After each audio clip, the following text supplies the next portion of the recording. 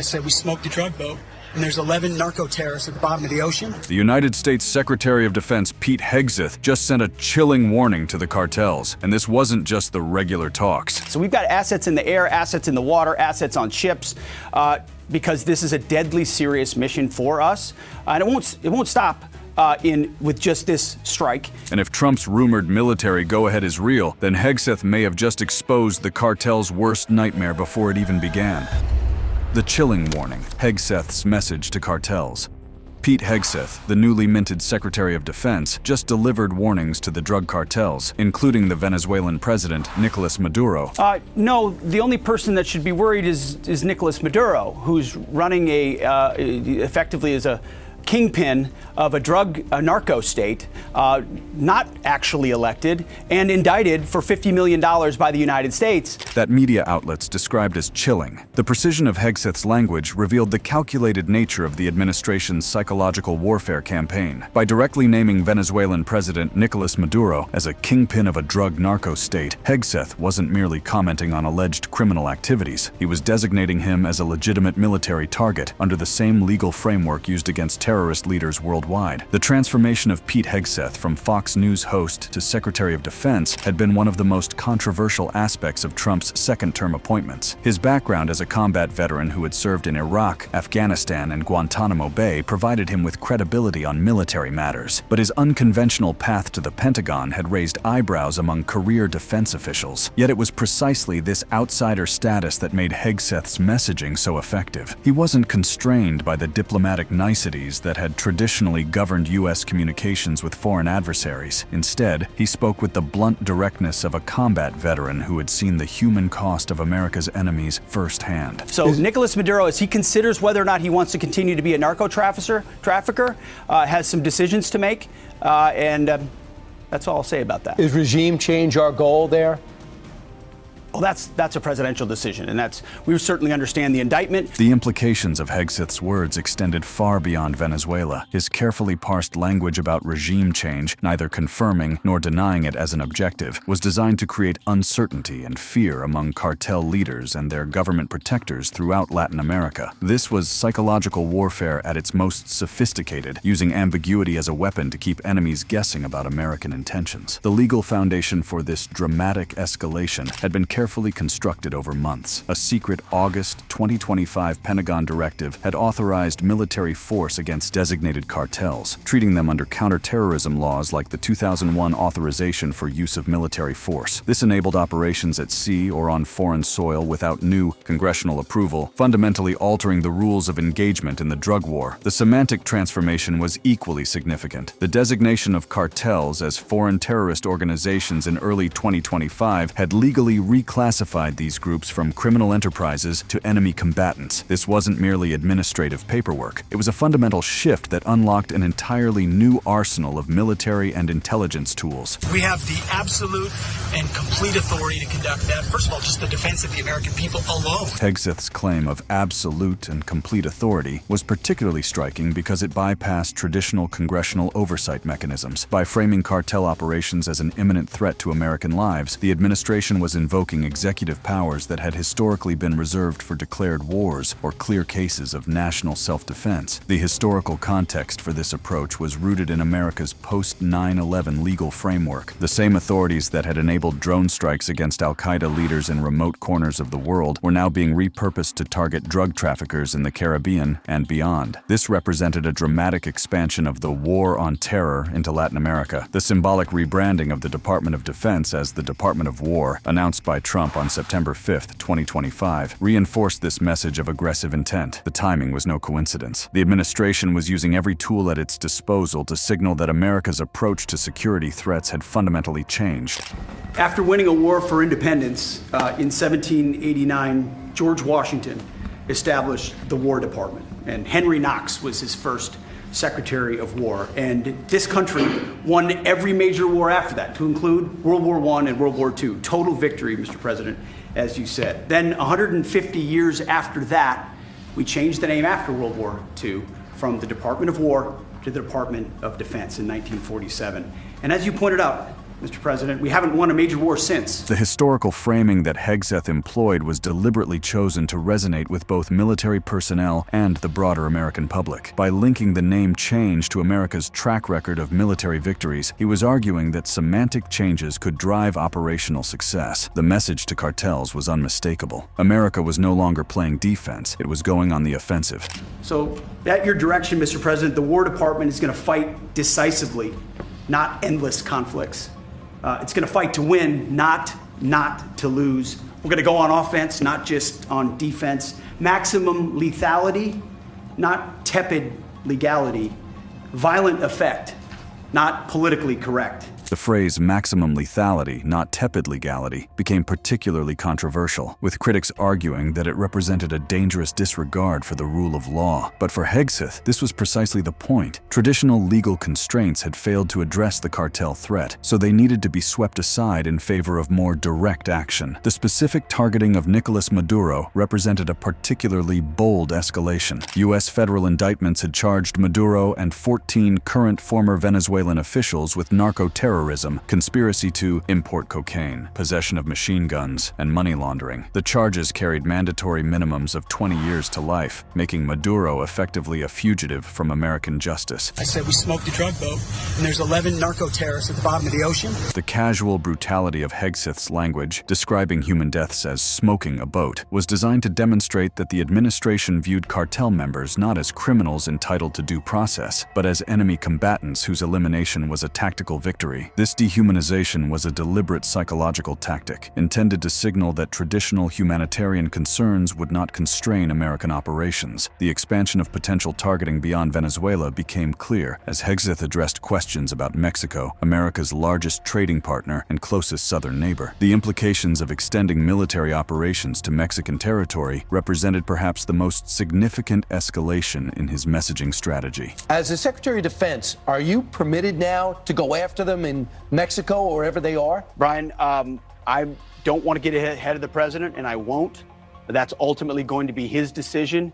But let me be clear, all options will be on the table. The suggestion that military operations could extend to Mexican territory, even with the caveat about presidential approval, sent shockwaves through diplomatic circles. Mexico's President Claudia Sheinbaum had firmly rejected any U.S. military intervention on Mexican soil, but Hegseth's language suggested that such concerns were secondary to American security interests. The military is shifting toward an understanding of homeland defense on our sovereign territorial border. That is something we will do and do robustly. It's going to be a very bad season for criminals. The promise of a very bad season for criminals was deliberately ambiguous, designed to create uncertainty about where and when American forces might strike next. This uncertainty was itself a weapon, forcing cartel leaders to divert resources from operations to security and creating paranoia within their organizations. The psychological impact of Hegseth's warnings was amplified by their delivery method. Rather than relying solely on formal diplomatic channels or written statements, the administration chose to deliver its messages through television interviews and social media, ensuring maximum visibility and impact among target audiences across Latin America. The domestic political context was equally important to understand. Public polls showed strong support for aggressive anti-cartel measures, with many Americans frustrated by the ongoing opioid crisis and traditional law enforcement's apparent inability to address it effectively. Hegseth's tough rhetoric resonated with voters who wanted to see their government taking decisive action against the sources of fentanyl that were devastating American communities. The international legal implications of this messaging campaign were profound and controversial. Legal experts warned that the approach could violate international law, potentially constituting extrajudicial killings without clear self-defense justification. But Hegseth and the administration appeared unconcerned with such constraints, viewing them as obstacles to effective action against urgent threats.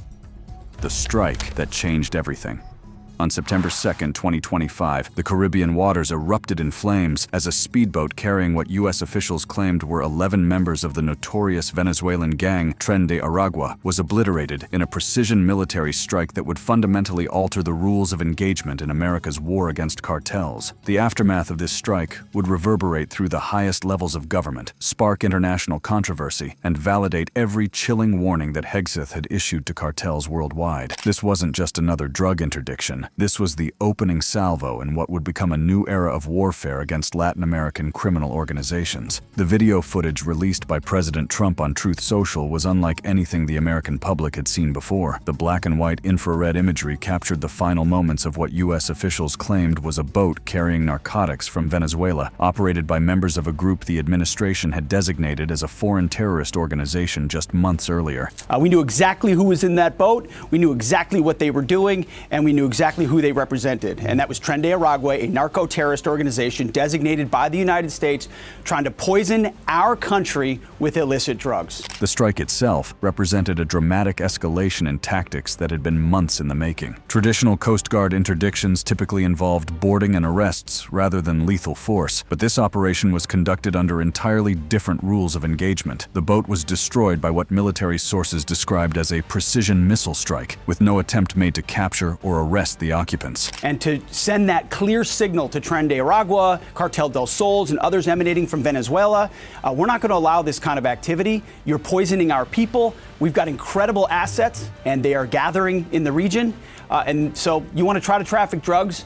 It's a new day. It's a different day. The timing of the operation was equally significant. It came after months of escalating tensions between the United States and Venezuela, with the Trump administration doubling the bounty on Venezuelan President Nicolas Maduro to $50 million for alleged narco-terrorism connections. The Caribbean had become a militarized zone, with U.S. forces deploying 7 warships, a nuclear-powered submarine, and over 4,500 personnel to the region. The intelligence behind the operation revealed the sophisticated surveillance capabilities the U.S. had deployed in the region. Officials claimed they had monitored the boat for weeks, tracking its movements and confirming the identities of those aboard before authorizing the strike. This wasn't a crime of opportunity. It was a calculated demonstration of American power projection in waters that had long been considered safe havens for drug trafficking operations. I can't disclose precisely how this went down. I can tell you it was precision. It was very well understood exactly what assets would be used in order to achieve the effect. His refusal to disclose operational details while emphasizing the calculated nature of the strike served multiple purposes. It demonstrated American capabilities while maintaining operational security, and it sent a message to other cartels that they were operating under constant surveillance. The legal justification for the strike rested on the February 2025 designation of Tren de Aragua as a foreign terrorist organization, which enabled the use of military force under existing counterterrorism authorities. This represented a fundamental shift in how the United States approached drug trafficking, no longer as a law enforcement issue, but as a national security threat warranting military intervention. And so you want to try to traffic drugs?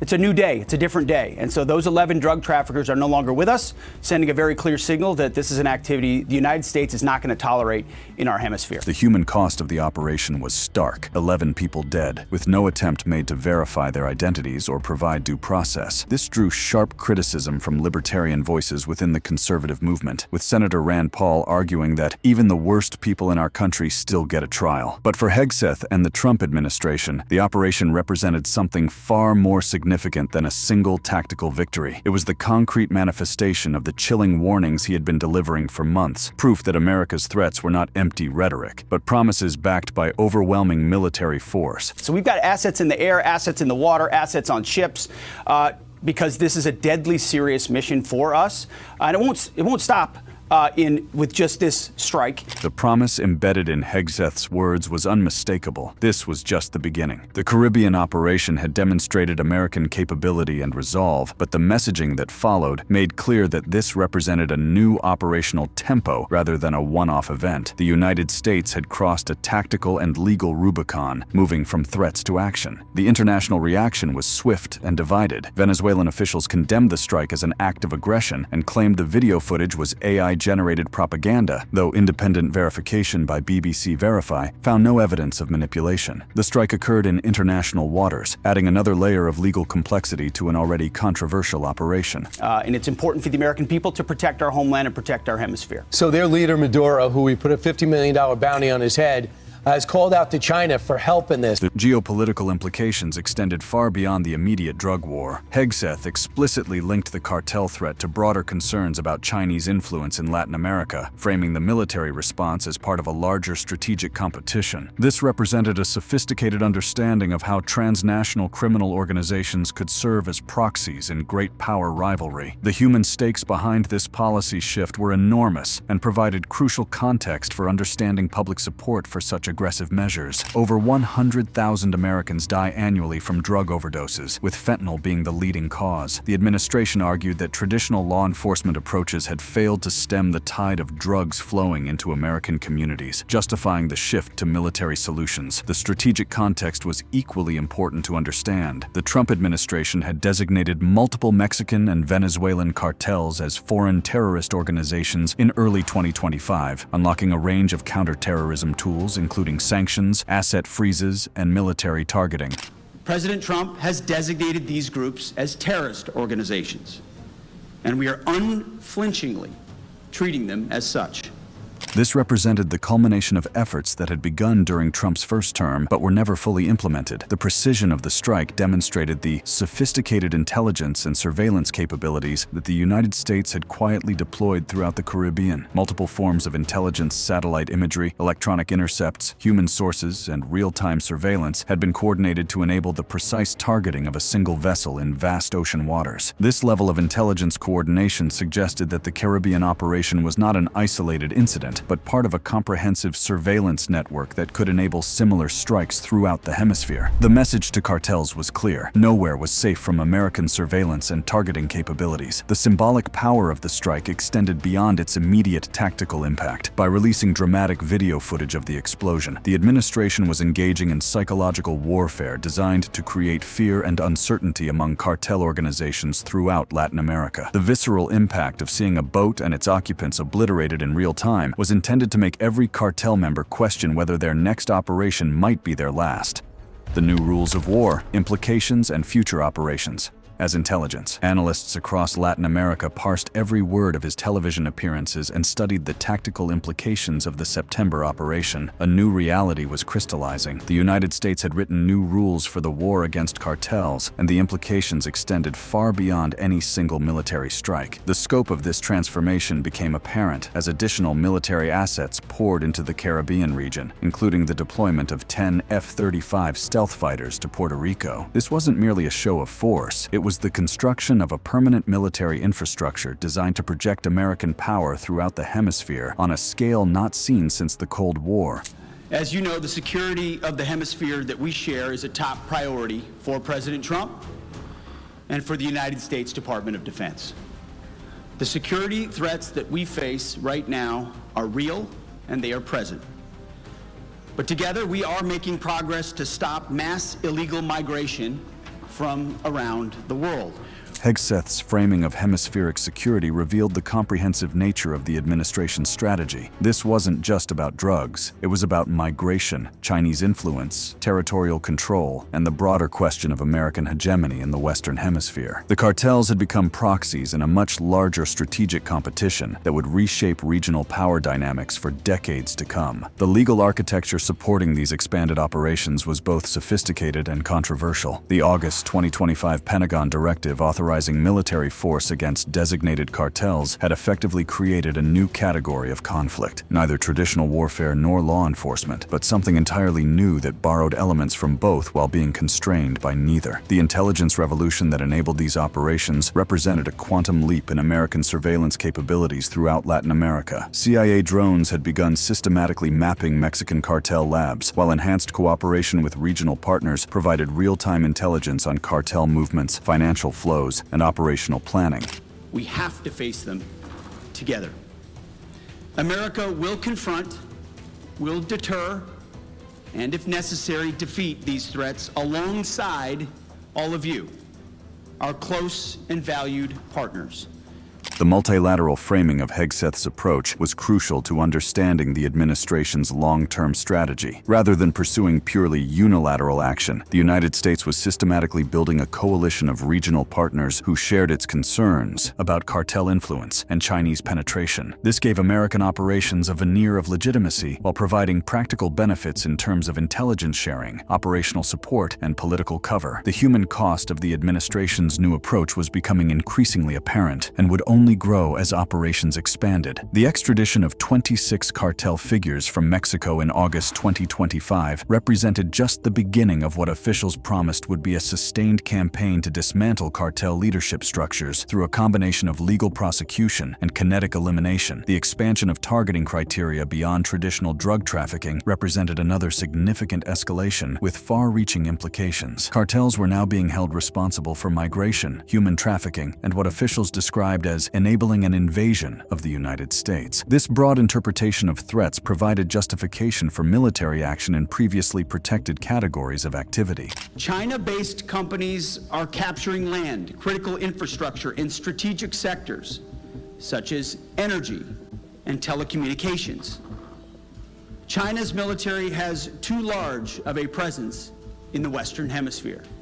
The Chinese dimension of Hegseth's messaging added another layer of complexity to the administration's strategy that would have implications far beyond the immediate cartel threat. By explicitly linking cartel operations to Chinese influence in Latin America, the administration was positioning its anti-cartel campaign as part of broader great power competition. This framing made it easier to justify significant military expenditures and increasingly aggressive actions as necessary components of strategic competition with Beijing. The technological aspects of the new approach represented a revolution in how the United States monitored and responded to transnational threats. Advanced surveillance systems, including satellite imagery, electronic intercepts, and drone networks, provided unprecedented visibility into cartel operations across multiple countries simultaneously. This intelligence advantage was being leveraged not just for immediate tactical gains, but for strategic disruption of entire criminal networks spanning continents. The economic warfare component of the strategy had proven particularly effective in ways that traditional military operations alone could never achieve. Treasury. Sanctions had frozen hundreds of millions in cartel assets, while enhanced cooperation with Mexican authorities had disrupted money laundering networks that had operated with virtual impunity for decades. President Trump has made it clear that the Panama Canal and the canal areas cannot and will not be controlled by China. We are working closely with our partners in Panama to secure the canal and advance our mutual security interests. We together are taking it back from Chinese influence.